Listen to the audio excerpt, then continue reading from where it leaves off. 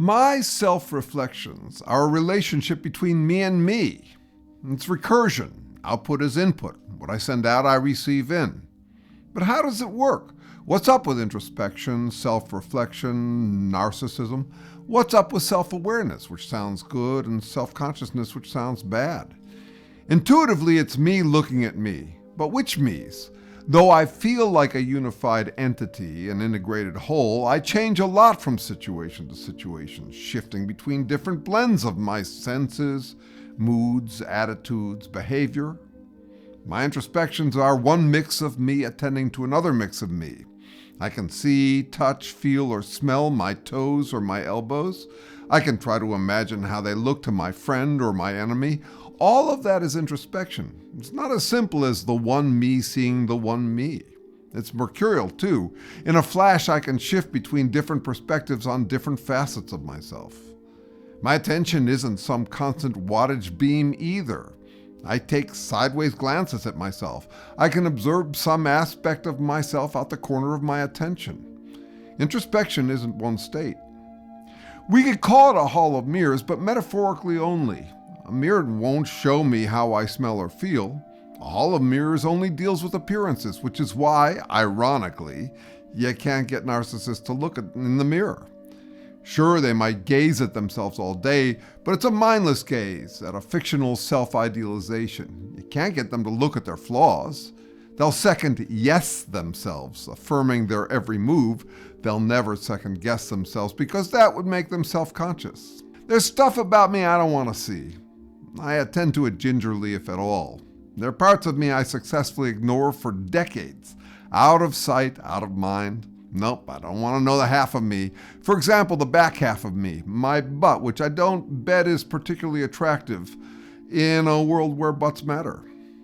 It's easy for me to ignore parts of me. I don't have to forget them because I never knew them in the first place. I wasn't born with the packing slip. And lifelong, I've been inventorying a shifting stock. My stock shifted most during my early impressionable years. I was changing fastest just when I was most anxious to figure out who I was. I can't claim to be the authority on myself, not that I think anyone else is either. We're all entitled to form our own opinions about people's characters, including our own. There's so much of me about which I haven't a clue. Besides, I don't want to know. TMI, too much detail, but also too much embarrassment. Ignoring the disappointing parts of me is how I thrive. Never mind who I am, I'm too busy being me. Now, narcissists thrive on ignoring their disappointing facets. You might say that for them, introspection is just their gloating selves observing their flattering selves. I have a few options when I'm disappointed by some facet of myself. I can try to improve it, which I do, but not always. I can lower my standards, which I also do. Such self-acceptance sounds good, though it isn't always. People can get so self-accepting that they enter goblin mode, becoming a pain in the ass to those who have to live with them. Those are two options. I can close the real-world gap between who I am and who I want to be by upping my game or lowering my standards.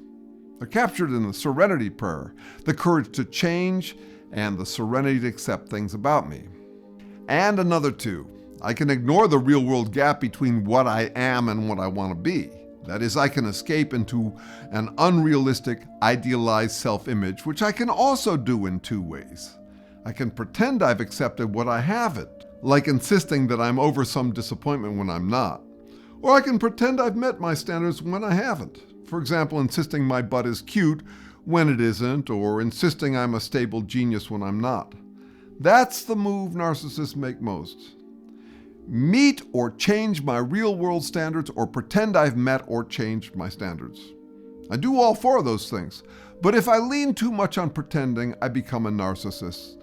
And then I'm just a pain in the ass to those who have to live with me.